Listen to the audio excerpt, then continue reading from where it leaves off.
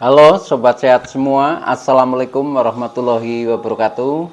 Salam jumpa kembali dengan saya Sugito di channel Berbagi Sehat, channel edukasi dan motivasi seputar asam lambung, GTNC, psikosomatis. Berdasarkan pengalaman saya sebagai orang yang pernah menderita asam lambung, GTNC, psikosomatis. Harapan saya khususnya kepada teman-teman yang masih dalam penderitaan asam lambung, GTNC, psikosomatis, setelah menonton video ini akan dapat tersugesti dan termotivasi untuk dapat cepat sembuh.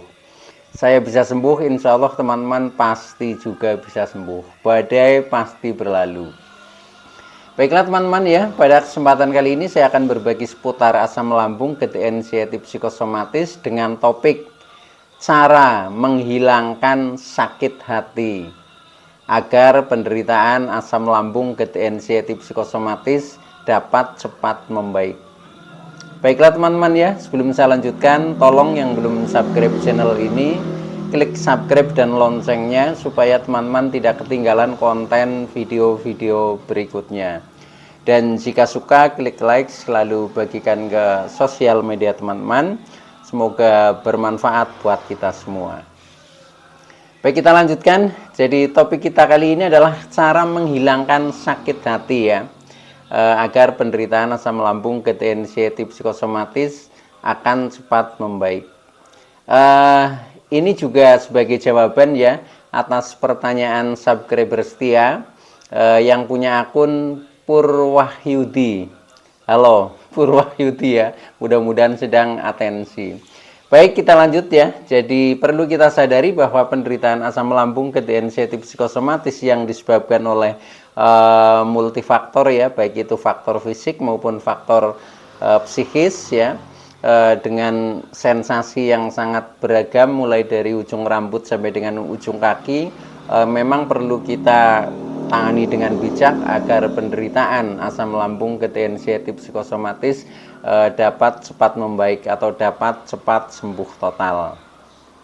Teman-teman semua, pada topik kali ini kita angkat ya sebagai pembahasan karena saya tertarik dengan pertanyaannya ya yang menggelitik ya. Jadi Pak Gito, bagaimana cara menghilangkan sakit hati dengan seseorang, dan seseorang itu sering bertemu ya, mungkin hampir tiap hari sering bertemu, sehingga rasa sakit hati ini selalu membekas ya, kemudian selalu timbul, bahkan mungkin menimbulkan trauma. Nah, karena dari trauma itulah ya, maka pikiran kita menjadi negatif ya, karena dipicu oleh rasa sakit hati itu.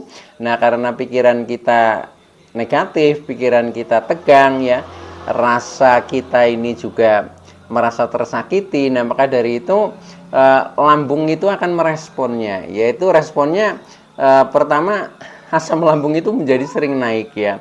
Nah, karena asam lambung sering naik akhirnya terjadi GERD ya.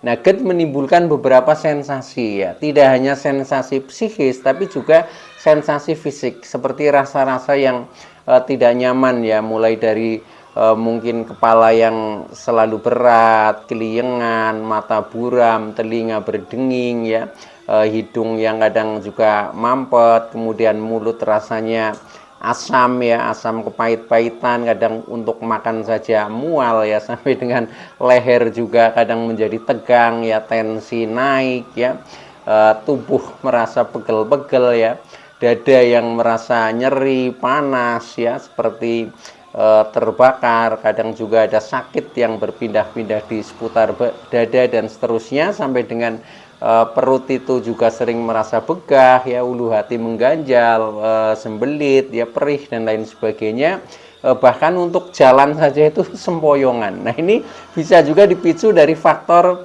psikis ya. Jadi memang uniknya penderitaan asam lambung, GTNC, psikosomatis, sering saya sampaikan kepada teman-teman, itu memang penyebabnya itu adalah multifaktor ya. Jadi bisa jadi faktor utama ini adalah faktor psikis ya. Jadi faktor dari kejiwaan kita yang meliputi tentang pikiran kita, kemudian emosi kita dan perasaan kita. Nah, ketika kita merasa sakit hati, nah ini berarti ada hal yang tidak nyaman ya di dalam perasaan kita. Nah, kalau itu berlangsung dalam waktu yang lama ya, sakit hati dalam waktu yang lama, nah ini kadang pasti respon lambung itu menjadi negatif. Akhirnya kita menjadi terkena asam lambung, GERD, anxiety, psikosomatis. Itu.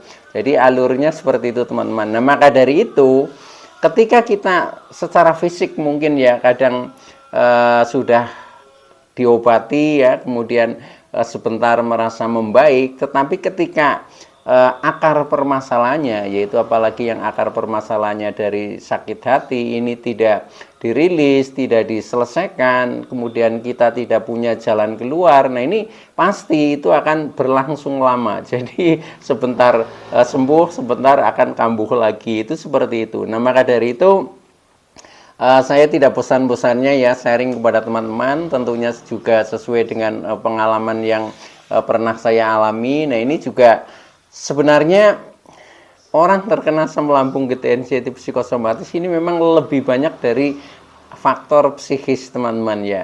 Kalau hanya dari faktor fisik ya, seperti misalkan asam lambung biasa ya, kemudian sampai dengan GERD, ini masih faktor fisik ya. Kalau itu hanya pemicunya asam lambung naik dikarenakan mungkin kita tidak teratur dalam mengatur pola makan ya, kita tidak teratur dalam pola hidup, itu akan lebih mudah ya untuk disembuhkan. Tetapi kalau akar permasalahannya dari permasalahan psikis, yaitu yang hubungannya dengan pikiran, emosi, perasaan, nah ini yang biasanya agak lama ya, karena kadang kita untuk menemukan akar permasalahan itu saja kadang kita agak susah ya, agak susah, karena secara umum ketika kita sakit pasti kita akan mengobatinya gejalanya ya, bukan akar permasalahannya. Nah, gejalanya ya sudah yang diobati, misalkan kepala berat ya udah kita minum obat sakit kepala, itu kan seperti itu ya. Tetapi kalau akar permasalahannya itu tidak dirilis ya, nah, otomatis ini juga menjadi lama sembuhnya. Nah, ini yang perlu kita sadari, teman-teman ya. Nah, kembali kepada topik. Jadi cara menghilangkan sakit hati ya. Nah, cara menghilangkan sakit hati ini sebenarnya juga susah, teman-teman ya, karena saya juga mengalami sendiri ya. Ya mungkin teman-teman penderita asam lambung itu ya, selain sebab fisik ini memang pasti ada sebab psikisnya. Kalau sampai terkena anxiety psikosomatis ya, bisa jadi awalnya itu sebab fisik, tetapi karena lama tidak sembuh-sembuh ya, akhirnya terkena anxiety psikosomatis. Apalagi yang pemicu utamanya itu ada faktor fisiknya dan ada faktor psikisnya. Nah, ini biasanya menjadi kompleks ya, menjadi kompleks dan menjadi cepat terkena anxiety psikosomatis itu. Nah, ketika sudah seperti itu, maka memang harus kita istilahnya mampu mawas diri ya. Kemudian kita mengetahui apa yang menjadi latar belakang atau menjadi akar permasalahan, itu yang mengetahui sebenarnya diri kita sendiri, teman-teman ya. Tapi karena saya sudah juga banyak sharing ya dengan teman-teman ya, kadang juga saya bertukar pikiran ya, selain juga saya juga membaca referensi dari termasuk beberapa sumber ya yang saya dapatkan. Nah, itu memang ini contohnya sakit hati ya. Nah, sakit hati ini sebenarnya begini, teman-teman ya. Kenapa kita jadi sakit hati ya? Ini yang perlu disadari ini dulu ya. Nah, karena itu sebenarnya pikiran kita yang mau disakiti ya. Tetapi kalau pikiran kita menganalisanya, menerimanya, itu dianggap bukan sesuatu yang menyakitkan, sebenarnya ya tidak menjadi sakit hati ya. Contoh ya, contoh seperti ini ya. Misalkan ada katakanlah anak muda lah, hubungan katakanlah putus cinta ya. Nah, mungkin yang merasa diputus itu merasa tersakiti karena pikiran dia menerima, dan mungkin dia juga masih menganggap itu sudah menjadi miliknya, sehingga ketika putus, nah itu menjadikan sakit hati ya. Tetapi ada juga ya yang orang diputus cintanya misalkan ya. Nah, dia itu justru alhamdulillah ya. Dia bukan menjadi sakit tapi sebaliknya menjadi lebih bahagia. Kenapa begitu? Karena sebenarnya dia mau saya putus ya, tetapi sulit untuk memutuskannya ya. Tiba-tiba dia mutus duluan. Ya sudah alhamdulillah. Nah, ini artinya itu menjadi sakit atau tidak sakit itu tergantung persepsi ya, persepsi pikiran kita di dalam menerima suatu kejadian itu ya. Nah, itu seperti itu. Nah, maka dari itu kalau kita memang sudah merasa sakit hati, nah maka kita harus mengubah. Kalau tadinya sudah merasa sakit hati, nah kita harus mengubah supaya paradigma pikiran kita yang tadinya menganggap ini adalah sesuatu yang menyakitkan, nah itu nanti harus kita rubah ya, kita rubah mindset pikiran kita bahwa itu adalah suatu bisa dianggap mungkin suatu ujian ya, bisa dianggap mungkin itu sebagai pembelajaran dan lain sebagainya, yang intinya kita menjadi berbalik ya, berbalik pikiran kita yang tadinya merasa tersakiti, nah kemudian bisa menemukan hikmahnya ya, justru menjadi lebih bersyukur karena lewat peristiwa itu ternyata ada sesuatu yang sangat berarti bagi diri kita, dan ini adalah merupakan suatu proses ya, proses perjalanan hidup yang harus dilalui, yang mungkin sudah ditentukan atas izin Tuhan ya, supaya melalui proses itu agar kita tumbuh dan berkembang kesadarannya ya, emosinya, pikirannya jauh menjadi lebih dewasa. Nah, ini ya, ini jadi seperti itu teman-teman ya. Jadi ini contohnya banyak sekali ya, banyak sekali. Jadi yang menentukan sakit hati itu tidak hanya misalkan contoh hubungan soal tadi yang saya contohkan tentang percintaan ya, tetapi bisa banyak hal ya. Contohnya ketika kita dibully ya. Nah, dibully atau diejek, dihina ya, mungkin kita selalu dimarahi, kita tidak dipercaya dan lain sebagainya. Ketika itu berlangsung terus-menerus ya, dalam waktu yang cukup agak lama, pasti kita lama-lama ini menjadi berat ya, menjadi berat untuk menerima hal itu. Jadi istilahnya perasaan ini sebenarnya juga punya wadah ya, punya wadah yang suatu saat ini ada batasnya.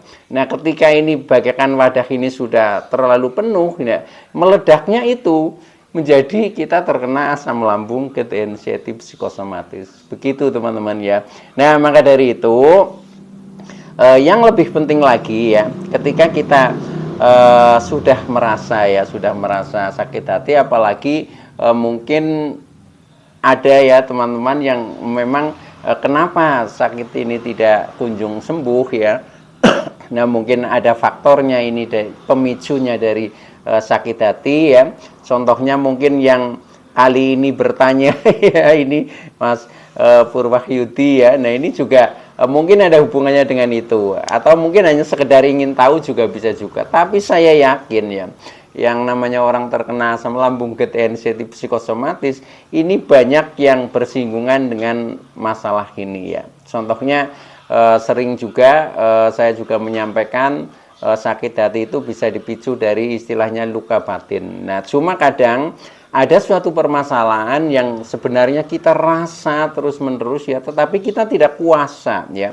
Tidak kuasa untuk menyampaikan. Karena apa? Karena mungkin itu berhubungan dengan apa ya? Ya sesuatu yang sangat pribadi ya, atau mungkin dengan harga diri, atau mungkin dengan istilahnya ya pokoknya semacam aib lah. Nah, akhirnya kan kita tidak kuasa untuk menyampaikan. Nah, ketika kita tidak kuasa untuk menyampaikan, ya itu akan membekas saja. Nah, maka dari itu pada saat ini silahkan ya, ketika teman-teman itu tidak mungkin kuasa untuk mengkomunikasikan dengan orang-orang di sekitar ya, nah itu bisa saja yang penting dirilis ya. Jadi yang penting ada jalan keluarnya ya. Jalan keluar itu bisa diselesaikan dengan sendiri, itu juga bisa ya, dengan bantuan orang lain juga bisa. Contohnya bantuan pencerahan dari orang lain. Nah, ini biasanya akan lebih mudah ya. Tetapi ketika itu dirubah kok kita sudah menemukan jalannya sendiri,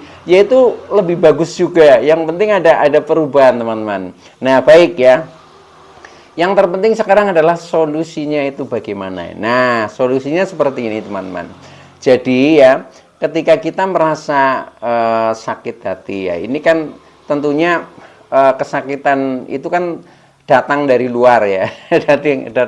datang dari luar, tentunya ada orang yang mungkin dirasa oleh kita menyakiti. Nah, orang itu ya bisa dari mungkin dari pasangan kita, bisa juga mungkin dari keluarga terdekat kita ya, bisa juga mungkin dari teman kita, bisa juga dari tetangga kita, dan dari siapapun lah yang berhubungan dengan kita ya, terutama yang intensitas hubungannya itu biasanya lebih sering. Nah, itu lebih mudah terjadi gesekan. Nah, gesekan secara psikologis yang kurang menyenangkan. Nah, ini yang eksesnya itu menimbulkan menjadi sakit hati. Ketika pikiran kita itu menerimanya menjadi sesuatu yang menyakitkan. Tetapi ketika pikiran kita, walaupun sebenarnya mungkin itu hal yang menyakitkan, kok kita tidak menerima ya, pikiran kita nggak mau disakiti, itu pun bisa ya. Jadi kita anggap itu sebagai istilahnya cambuk, kita anggap itu sebagai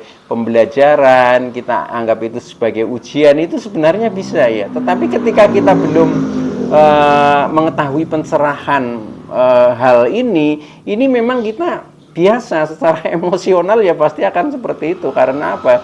Ya karena kita manusia biasa itu rasa itu kadang mudah sensitif ya. Akhirnya kita menerimanya sebagai sakit hati. Itu tidak apa-apa, teman-teman. Yang penting mulai saat ini ya kita mudah-mudahan bisa tercerahkan. Nah, akhirnya kita yang buat teman-teman yang masih punya merasa tersakiti atau merasa sakit hati, ini nanti akan menjadi berubah, teman-teman. Jadi optimis saja ya, bahwa hidup kita juga masih panjang ya, masa depan kita itu lebih cerah. Nah, ini harus kita bangun dari dalam diri kita sendiri. Baik ya, kembali kepada topik. Jadi solusinya ketika kita merasa tersakiti dari seseorang ya, seseorang ini, bayangkan teman-teman, teman-teman itu tersakiti oleh siapa. Nah, itu silahkan bayangkan. Ini setiap orang berbeda ya, tetapi ya hampir setiap orang itu punya ya itu. Nah, yang pertama solusinya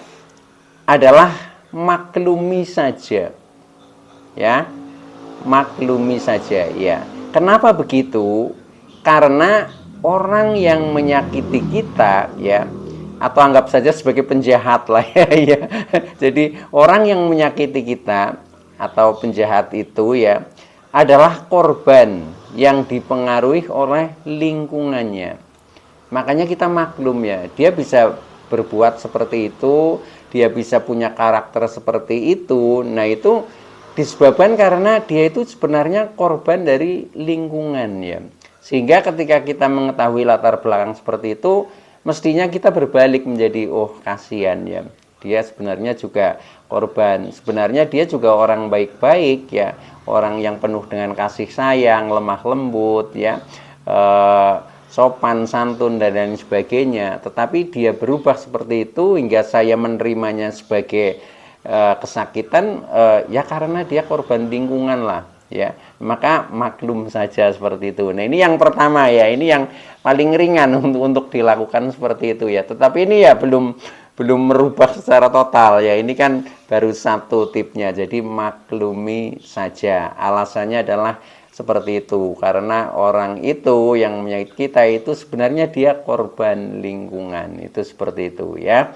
Nah, kalau seperti itu artinya kita itu dalam posisi yang lebih baik, teman-teman ya, dibandingkan orang yang katakanlah menyakiti kita. Itu yang harus kita syukuri ya. Nah, pertama itu, jadi maklumi saja. Kemudian yang kedua, maafkan saja ya. Nah, kenapa kita memaafkan kepada orang yang sudah menyakiti kita ya? Nah, karena orang yang menyakiti kita ini juga karena korban pergaulan dia ya itu. Nah, itu kembali lagi karena dia sebenarnya ya itu, setiap orang itu aslinya sebenarnya ditakdirkan untuk baik ya, untuk sopan, untuk santun, untuk penuh dengan kasih dan sayang ya, rahmatan lil alamin lah istilahnya, itu aslinya seperti itu ya. Nah, tetapi ya itu kembali lagi karena orang yang menyakiti itu adalah sebagai korban ya. Jadi korban pergaulan dia ya. Nah, maka dari itu ya sudah, kita maafkan saja ya.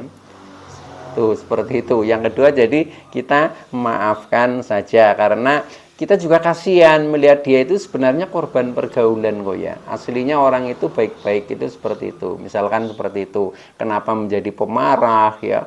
Kenapa menjadi mungkin pendendam ya, kenapa menjadi keras dan lain sebagainya, itu karena memang pergaulan dia itu dunianya seperti itu ya. Maka dari itu ya sudahlah, kita maafkan saja ya, seperti itu. Itu tip yang kedua. Jadi satu tadi maklumi, yang kedua adalah maafkan. Oke ya. Nah, kemudian yang ketiga, ketika kita merasa sakit hati ya dari seseorang, nah maka tip yang ketiga, kita ampuni saja ya, ampuni saja. Nah, kenapa kita harus mengampuni saja ya? Karena orang yang menyakiti kita ya, itu karena memiliki pengalaman buruk ya di masa lalu, hingga dia memiliki trauma ya. Itu. Jadi karena dia pengalamannya buruk ya, ya pengaruh dari yang itu, pengaruh dari lingkungan, pengaruh dari pergaulan, sehingga dia kan memilikinya pengalaman buruk ya.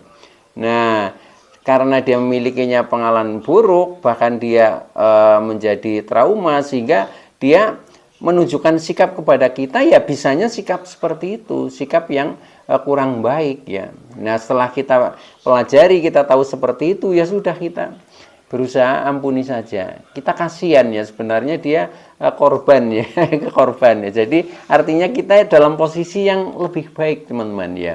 Nah, itu yang ketiga ya. Jadi ampuni saja. Pertama tadi maklumi, kedua maafkan, kemudian yang ketiga adalah ampuni. Itu. Nah, kemudian yang keempat ya, karena kita sudah mengetahui latar belakangnya seperti itu, maka yang keempat, doakan saja ya.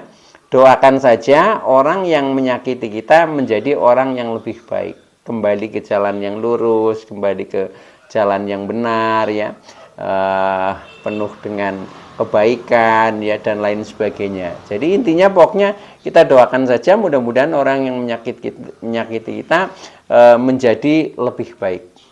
Ini sangat mulia, walaupun kadang kita berat ya, bagaimana kita mau mendoakan orang kita rasanya saja masih mangkel dan lain sebagainya, kan seperti itu ya. Nah, ini kita memang harus belajar berbesar hati, teman-teman ya, berbesar hati. Kalau supaya kita tidak selalu ini asam lambung anxiety psikosomatis kita tidak selalu bergejolak. Nanti ketika kita sudah istilahnya ikhlas terhadap itu semua ya, karena kita sudah mengetahui latar belakang kenapa mereka itu seperti itu ya, kita menjadi lega, teman-teman ya. Ketika sudah lega ya sudah, jadi selesailah. Jadi setiap tragedi itu harus ada proses dan ada selesainya, itu seperti itu. Jangan dirasa terus, nah kapan kita mau sembuh kalau seperti itu ya, karena penyebabnya itu ya itu. Nah, itu jadi doakan saja ya orang yang menyakiti kita menjadi orang yang lebih baik ya. Oke ya, ini tip yang keempat. Nah, kemudian yang terakhir, ketika kita merasa tersakiti seperti itu ya, ini memang kita harus istilahnya ngelegowo ya. Ngelegowo itu ya kita terima sakit hati kita ya, sebagai pengalaman hidup ya, kita terima. Jadi kita terima sakit hati. Kemudian setelah itu, tahap kedua, setelah kita terima, kemudian kita berusaha, kita ambil hikmahnya ya, hikmahnya dari sakit hati itu pasti ada, teman-teman ya. Nah, setelah kita mengambil hikmahnya, ternyata menjadi pembelajaran misalkan ya, maka kita pasrahkan kepada Sang Pencipta, pasti kita akan mendapatkan kebahagiaan dan keberuntungan. Itu teman-teman, dari hikmah itu. Jadi kita terima sakit hati ya. Nah ini perlu kita tekankan ya. Jadi boleh ya, boleh teman-teman sakit hati itu boleh. Itu manusiawi. Saya juga pernah mengalami sakit hati, juga pernah ya, manusiawi. Tetapi bagaikan barang itu ada expirednya. Jadi ada batasan waktu lah ya. Contohnya ya, kalau dalam mungkin agama ya itu kan contohnya marah boleh ya, tetapi jangan lebih dari 3 hari. Nah itu kan setelah 3 hari berarti itu sudah expired ya, jangan dilanjutkan. Nah itu sama ya, kita boleh sakit hati ya, tetapi jangan terus-terusan. Karena apa? Kalau terus-terusan ya yang rugi diri kita sendiri. Makanya harus ada expirednya, harus ada batas akhirnya. Nah batas akhirnya kapan? Mulai saat ini teman-teman, supaya kita menjadi jauh lebih sehat itu ya. Jadi itu jadi sakit hati sudah selamat tinggal lah, itu seperti itu ya, expired sudah, itu seperti itu. Nah kemudian kita ambil hikmahnya. Nah hikmahnya itu mungkin itu merupakan suatu ujian, akhirnya kita bisa menyelesaikan, dan akhirnya kita bisa menjadi punya pengalaman ya, pengalaman, sekalipun pengalaman pahit ya, pengalaman pahit itu sangat berharga ketika kita ingin punya sesuatu yang manis ya. Jadi untuk mengetahui manis kan kita harus merasakan pahit dulu ya, itu begitu ya. Jadi kita ambil hikmahnya, mungkin sebagai ujian, mungkin sebagai pembelajaran ya, mungkin juga sebagai penyadaran kita ya. Nah itu pokoknya kita gali saja ya, gali saja, itu seperti itu. Nah setelah itu kemudian kita pasrahkan ya, pasrahkan kepada Sang Pencipta, Tuhan Allah Subhanahu wa Ta'ala ya, dengan kasih sayangnya Sang Maha Pencipta ya, pasti kita akan mendapatkan kebahagiaan, mendapatkan keberuntungan, dan seterusnya ya. Artinya kita di pihak menjadi orang yang beruntung teman-teman, ketika kita bisa istilahnya menerima dengan ikhlas ya, yang tadinya ada rasa-rasa seperti sakit hati. Nah dengan istilahnya tip-tip tadi sudah kita selesaikan. Nah kita sekarang bangkit ya, istilahnya sudah selamat tinggal dengan sakit hati. Saya kira bisa, pokoknya kita lakukan saja seperti itu ya, di pikiran kita ya, sehingga nanti kita akan menjadi lebih tenang, lebih damai ya, bahkan lebih bahagia, lebih sejahtera ya. Itu keuntungannya seperti itu teman-teman. Dan akhirnya penderitaan yang selama ini kita alami tentang asam lambung, gejala anxiety psikosomatis pun itu akan sembuh pasti teman-teman ya. Oke ya, itu dulu yang bisa saya sampaikan. Kurang lebihnya mohon maaf. Terima kasih atas like, subscribe, serta komennya. Saya Sugito dari channel Berbagi Sehat. Saya bisa sembuh, insya Allah teman-teman pasti juga bisa sembuh. Badai pasti berlalu. Oke, terima kasih. Wassalamualaikum warahmatullahi wabarakatuh.